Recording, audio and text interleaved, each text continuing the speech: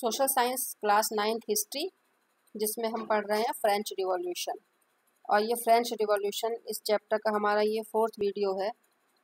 में हम देखने जा रहे हैं कि the outbreak of the revolution, क्रांति की शुरुआत कैसे हुई, क्रांति के पीछे क्या कारण, क्या हालात जिम्मेदार थे, वो हमने अपने पिछले 3 वीडियो में देख लिया है। अब ये क्रांति शुरू कैसे हुई ये इसमें देखेंगे। The assembly of state general in 1789 में स्टेट जनरल की जो असेंबली हुई, जो सभा हुई, उसके बारे में पढ़ेंगे। नेशनल असेंबली का गठन हुआ, वो पढ़ा जाएगा। Recognition to national assembly, national assembly को मान्यता मिल गई राजा के द्वारा, वो किन हालातों में मिली वो हम पढ़ेंगे। 14 जुलाई 1789, 14 जुलाई 1789 की घटना से ही लेसन की शुरुआत हुई थी, तो उसी को यहाँ पे फिर से लिंक किया जाएगा उस घटना को। द कंडीशन ऑफ अनार्की, पूरे फ्रांसीसी समाज में जो उस समय अराजकता की स्थिति फैल गई उसको पढ़ेंगे। And the major changes done by the national assembly, और नेशनल असेंबली द्वारा, राष्ट्रीय असेंबली द्वारा जो परिवर्तन लाए गए उस सब के बारे में अब हम इस वीडियो में पढ़ेंगे। The outbreak of the revolution, क्रांति की शुरुआत। In the French monarchy system, if the king wanted to increase the tax और to impose some new tax, he had to call the meeting of the state general. तो France में वैसे तो राजतंत्र चल रहा था, राजा का शासन था, और हम पढ़ रहे हैं कि अभी जिस दौरान ये क्रांति हुई वहाँ लुई 16 का शासन चल रहा था, और कुछ ऐसे हालात बन रहे थे कि राजा ने ये निश्चित कर लिया था कि उसको टैक्स बढ़ाना पड़ेगा। आर्थिक रूप से राज्य इतना ज़्यादा कमज़ोर हो चुका था, उसके ऊपर कर्ज इतना बढ़ गया था कि अपनी आय बढ़ाने के लिए, राज्य की आय बढ़ाने के लिए उसे करों की मात्रा को बढ़ाने का निर्णय लेना पड़ा। तो लेकिन उस समय फ्रांस में जो मोनार्की सिस्टम था, जो राजतंत्र था, उसमें ये नियम था कि अगर राजा टैक्स बढ़ाना चाहता है तो वो अपनी मर्ज़ी से टैक्स नहीं बढ़ा सकता, उसके लिए उसको एस्टेट जनरल की मीटिंग बुलानी पड़ेगी, और एस्टेट जनरल की मीटिंग में उसको ये फैसला अपना रखना पड़ेगा कि मैं टैक्स को बढ़ाना चाहता हूँ। In that meeting the proposal of increasing tax needed to be passed, और उस एस्टेट जनरल की मीटिंग में ये जो टैक्स बढ़ाने वाला प्रस्ताव है इसका वहाँ अनुमोदन करवाना पड़ेगा, इसको पास करवाना पड़ेगा। आप ऐसे समझ सकते हो जैसे अभी हमारे देश में भी अगर हमें कोई कानून नया बनाना है तो गवर्नमेंट को वो कानून पहले पार्लियामेंट में पास करवाना पड़ता है, संसद में पारित करवाना पड़ता है। तो उसी तरह से अगर राजा टैक्स बढ़ाना चाहता है तो उसको एस्टेट जनरल की मीटिंग में उस बढ़े हुए टैक्स के प्रस्ताव को पारित कराना पड़ता था। The time of the meeting was decided by the king, बस राजा का अधिकार केवल इतना ही था कि वो टाइम डिसाइड करता है कि उसे मीटिंग कब बुलानी है। जो डेट वो निश्चित करेगा उस डेट में एस्टेट जनरल की मीटिंग बुला ली जाती थी। अब ये एस्टेट जनरल था क्या? A political body in which all the 3 estates sent their representatives at the time of voting, each estate had to 1 vote। Estate general क्या था? एक राजनैतिक अंग था, एक राजनैतिक संस्था थी जिसमें तीनों एस्टेट अपने अपने प्रतिनिधियों को भेजते थे। हमने पीछे देखा, पढ़ा लास्ट वीडियो में अपने कि फ्रांसीसी समाज में 3 एस्टेट थे। फर्स्ट एस्टेट जिसमें कि पादरी वर्ग शामिल था, सेकंड एस्टेट जिसमें कि कुलीन वर्ग यानी कि सामंत और राजशाही के लोग शामिल थे, एंड थर्ड एस्टेट जिसमें बाकी पूरा समाज शामिल था, जिसमें बड़े बड़े व्यापारी, बड़े बड़े किसान, कारीगर और कुछ एजुकेटेड पेशेवर लोग, वकील आदि सभी लोग शामिल होते थे। जनरल पब्लिक पूरी थर्ड एस्टेट में आती थी। तो ये जो एस्टेट जनरल था इसमें तीनों एस्टेट्स के प्रतिनिधि होते थे। ये एक कॉमन मीटिंग होती थी जिसमें कि तीनों एस्टेट अपने अपने प्रतिनिधियों को भेजते थे, और जब वोटिंग की जाती थी तो वोटिंग में हर एस्टेट का एक वोट होता था। फर्स्ट एस्टेट एक वोट, सेकंड एस्टेट एक वोट एंड थर्ड एस्टेट एक वोट। ये एक सिस्टम चला आ रहा था। Assembly of estate general in 1789, अब 1789 में एस्टेट जनरल की असेंबली बुलाई गई। ये तो डिसाइड हो गया था कि लुई 16 टैक्स बढ़ाने जा रहा है। उसने निश्चय कर लिया था कि राज्य की आमदनी को बढ़ाने के लिए उसको टैक्स बढ़ाना पड़ेगा, और आमदनी बढ़ाने की ज़रूरत क्यों पड़ रही थी वो सारे हालात हमने पीछे देख लिए हैं। पिछले 3 वीडियो में हम पढ़ चुके हैं कि फ्रांस का राजकोष पूरी तरह खाली हो चुका था, उसके ऊपर लोन का और लोन के इंटरेस्ट का बर्डन बढ़ता चला जा रहा था, और अपने जो गवर्नमेंट चलाने के लिए डेली एक्सपेंडिचर है उसको मेंटेन करना भी उसके लिए बहुत मुश्किल रहा था। तो ऐसी कंडीशन में उसने निश्चय किया कि वो टैक्स को बढ़ाएगा। तो उस टैक्स को बढ़ाने के लिए उसको एस्टेट जनरल की परमिशन लेनी या उनका अप्रूवल लेना ज़रूरी था।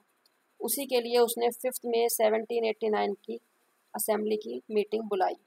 Louis XVI called an assembly of States General to get approval for the new taxes. A grand hall in the Versailles Palace was arranged for this assembly. The assembly of States General had 300 representatives from First Estate, 300 representatives from Second Estate and 600 representatives from Third Estate. तो Louis 16 ने 5 मई को ये state general की meeting बुला ली और इस meeting के लिए उसने वर्साई पैलेस के एक बहुत बड़े शानदार हॉल में ये पूरा अरेंजमेंट किया गया जहाँ ये बैठक बुलाई गई। इस बैठक में कुल मिलाकर 1200 प्रतिनिधि शामिल हुए।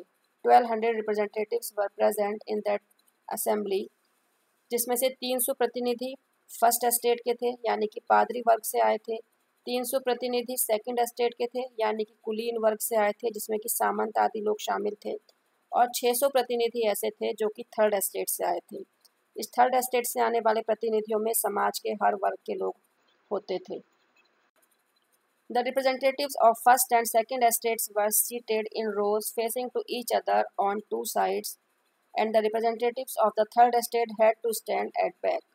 अब देखो यहीं पर भेदभाव पता चल रहा है, वहाँ पर कितना सोशल डिस्क्रिमिनेशन था, सामाजिक भेदभाव था कि जो उनकी सीटिंग अरेंजमेंट किया गया, उनके जो बैठने की व्यवस्था की गई वो इस प्रकार से की गई कि फर्स्ट एस्टेट और सेकंड स्टेट के लोग तो सामने की रो में आमने सामने बैठा दिए गए। जैसे हम यहाँ फिगर में देख सकते हैं, ब्लू कलर की जो रो है यहाँ फर्स्ट स्टेट के लोग बैठे हैं, उनके सामने ग्रीन कलर की रो है, वहाँ सेकंड स्टेट के लोग बैठे हैं। यानी कि पादरी वर्ग के लोग और कुलीन वर्ग के लोग, इन दोनों को बैठने के लिए सबसे आगे की रो दे दी गई, और जो थर्ड एस्टेट के लोग थे उनको इनके पीछे का जगह उनके लिए निश्चित की गई, लेकिन इनको बैठने के लिए सीट नहीं दी गई, इनको खड़े रहना पड़ता था। तो थर्ड एस्टेट के लोग इन दोनों रो के पीछे खड़े रहते थे। The representatives of third estate brought 40,000 letters with them containing the grievances and demands of the peasants and workers. तो जो ये थर्ड एस्टेट के लोग थे इसमें जनरली जो धनी वर्ग के लोग थे, संपन्न लोग थे, जैसे बड़े बड़े व्यापारी, बहुत बड़े किसान या बहुत बड़े बड़े शिल्पकार या कुछ ऐसे लोग जो कि समाज के संपन्न वर्ग के लोग थे या शिक्षित वर्ग के लोग थे, केवल उन्हीं को आने का अधिकार था। जो छोटे किसान थे, जो छोटे कारीगर थे, लैंडलेस लेबर थे, उनको आने का अधिकार नहीं था। लेकिन ये जो इनके प्रतिनिधि आए थे ये अपने साथ उनकी मांग और उनकी शिकायतों के लगभग 40,000 पत्र साथ लेकर आए थे। तो वो यहाँ उनके प्रतिनिधि बनकर आए थे और उनकी सारी शिकायतें लेटर्स के रूप में लाए थे कि वो वहाँ उनको प्रेजेंट करेंगे। The king wanted to use the traditional voting practice, one estate one vote, but now the representatives of third estate demanded for the democratic principle of voting one vote for each representative. तो राजा चाहता था सारा discussion होने के बाद कि वो वोटिंग के लिए अपना वही पुराना तरीका प्रयोग करेगा, हर एस्टेट एक वोट देगी, क्योंकि उसको पता था ऐसे में उसका प्रस्ताव पारित कर लिया जाएगा। फर्स्ट स्टेट और सेकंड स्टेट दोनों का एक एक वोट होगा, उनके ऊपर तो टैक्स लगता नहीं था, तो वो तो इसके फेवर में वोट दे देंगे। और थर्ड एस्टेट उसका भी एक ही वोट है, उसका केवल एक वोट रह जाएगा, तो उसका मना करने के बावजूद भी वो टैक्स लागू हो जाएगा जैसा आज तक होता आया था। लेकिन इस बार जो थर्ड एस्टेट के प्रतिनिधि थे उन्होंने उस तरह की वोटिंग को मना कर दिया और उन्होंने कहा कि वोटिंग लोकतांत्रिक सिद्धांत के आधार पर होनी चाहिए। और लोकतांत्रिक सिद्धांत क्या है? One vote for each representative, हर प्रतिनिधि एक वोट देगा। तो ऐसी कंडीशन में थर्ड स्टेट के रिप्रेजेंटेटिव ज़्यादा थे, 600 लोग थे, उनको उम्मीद थी इस तरह से उनका प्रस्ताव जो है वोट टैक्स बढ़ाने का वो कैंसिल हो सकता है। This method was described by Rousseau in his book the social contract. हमने पीछे देखा था कि फ्रांस की क्रांति पर दार्शनिकों का बहुत प्रभाव पड़ा था, तो एक दार्शनिक हुए थे रूसो जिन्होंने एक पुस्तक लिखी थी सोशल कॉन्ट्रैक्ट, और उसमें उन्होंने बताया था कि वोटिंग करने के लिए यही तरीका होना चाहिए जिसमें हर प्रतिनिधि को एक वोट का अधिकार हो।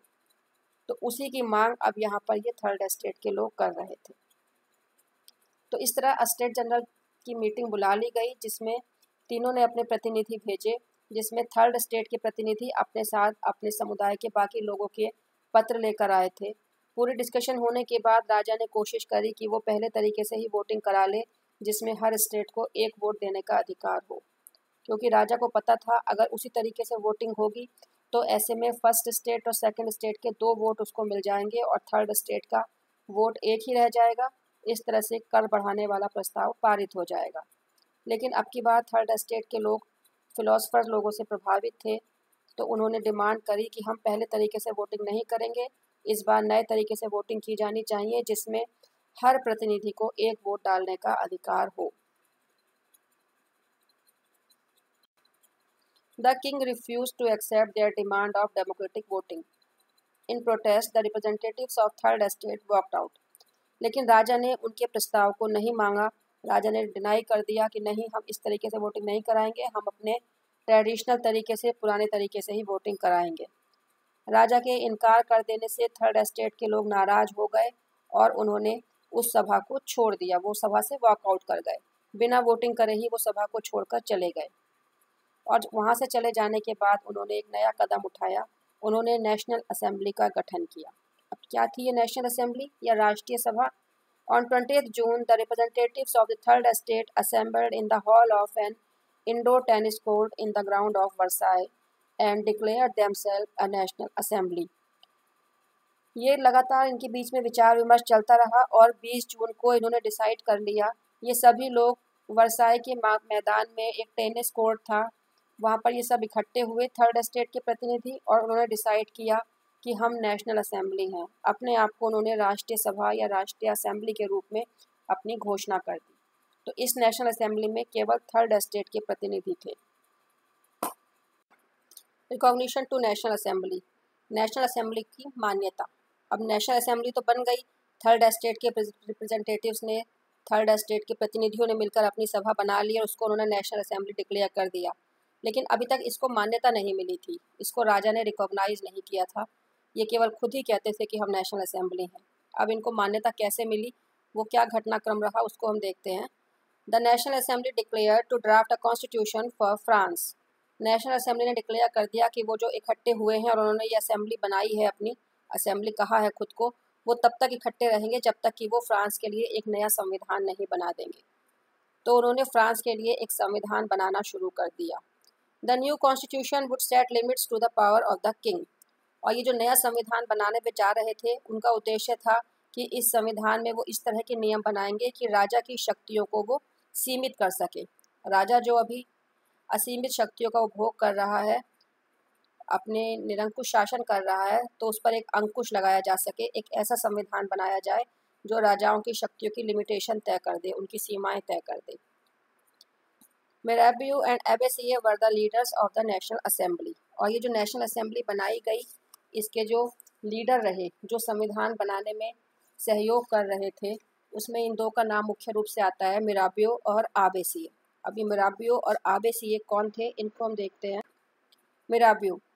Mirabeau was born in a noble family and belong to second state.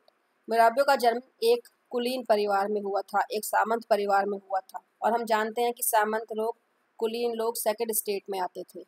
आबेसिए, he was originally a priest and belong to first state. और ये जो आबेसिए थे, ये एक पादरी थे मूल रूप से, और इस तरह से ये फर्स्ट स्टेट में आते थे।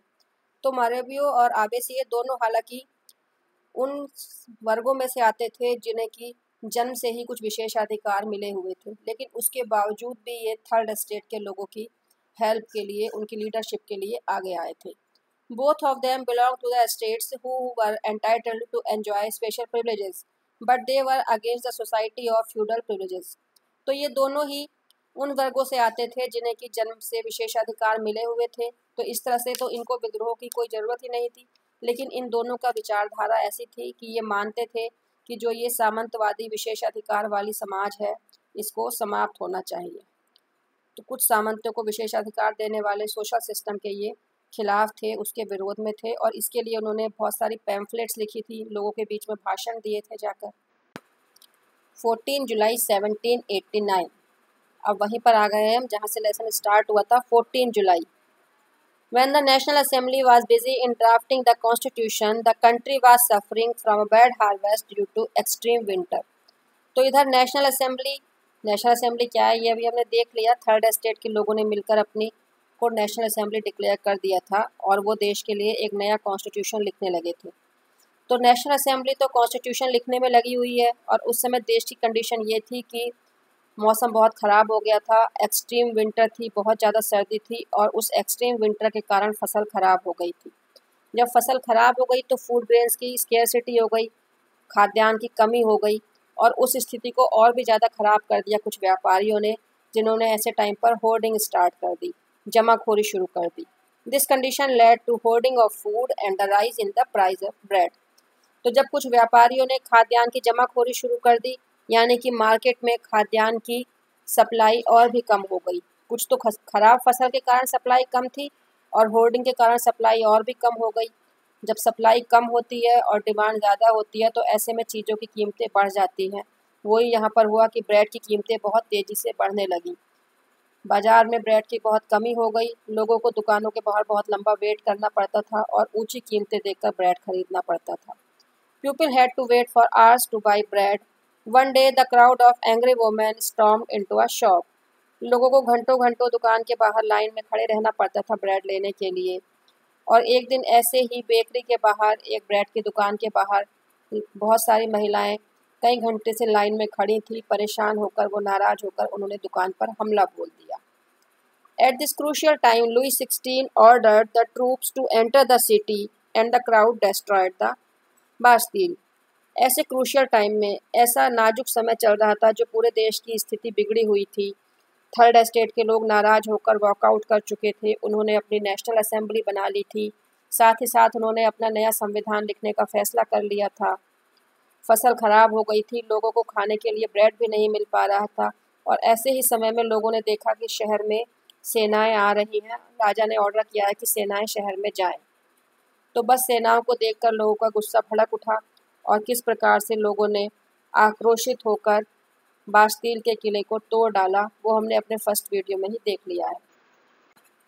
The condition of anarchy. Anarchy एक ऐसी कंडीशन जब लॉ एंड ऑर्डर की सिचुएशन खराब हो जाए, अराजकता फैल जाए, अव्यवस्था फैल जाती है, तो उसे हम एनार्की कहते हैं। तो ये 14 जुलाई के बाद पूरे फ्रांस में एनार्की फैल गई। After the incident of 14 July, there was a condition of anarchy at several places in the country. In rural areas, a rumor spread that the lords were sending their men to destroy ripe crops.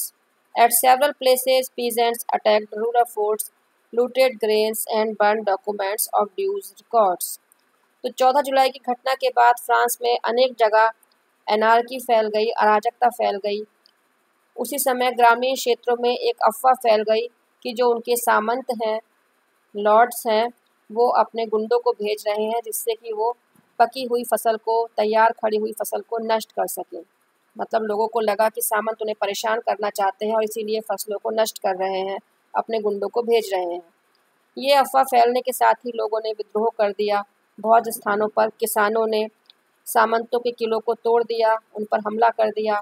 उनके जो खाद्यान्न के भंडार थे, वहाँ से खाद्यान्न लूट लिया गया और जो लगान के कागज़ थे, ड्यूज़ का रिकॉर्ड रखा हुआ था, वो सारे कागज़ जला दिए गए। The nobles got afraid and a large number of them migrated to the neighbouring countries.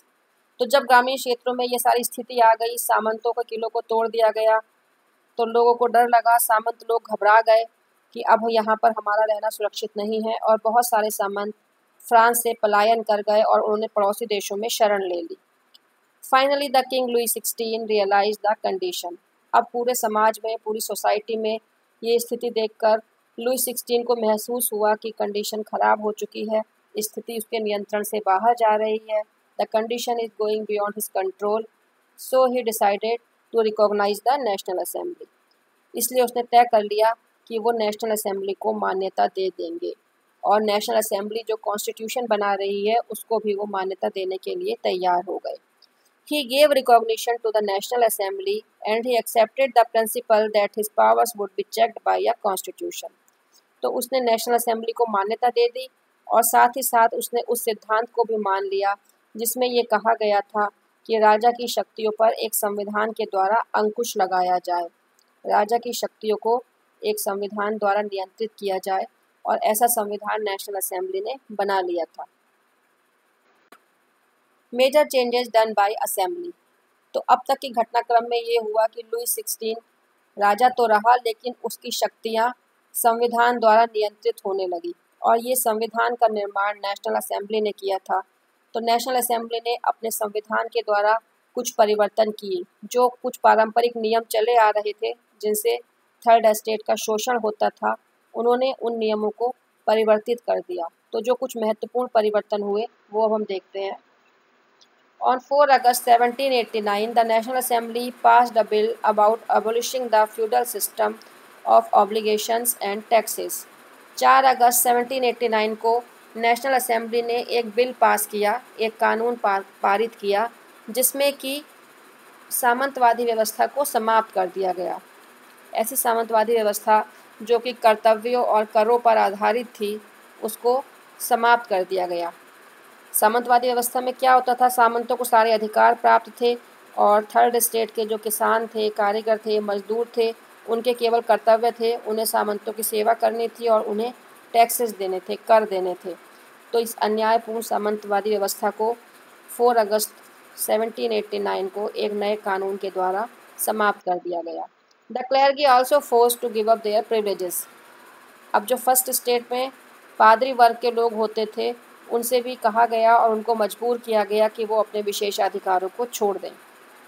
तो इस तरह से नेशनल असेंबली ने दोनों जो स्पेशल प्रिविलेज वाले जो स्टेट्स थे, ग्रुप थे, फर्स्ट स्टेट जिसमें पादरी आते थे एंड सेकंड स्टेट जिसमें कुलीन वर्ग के लोग आते थे, दोनों के विशेषाधिकार समाप्त कर दिए गए।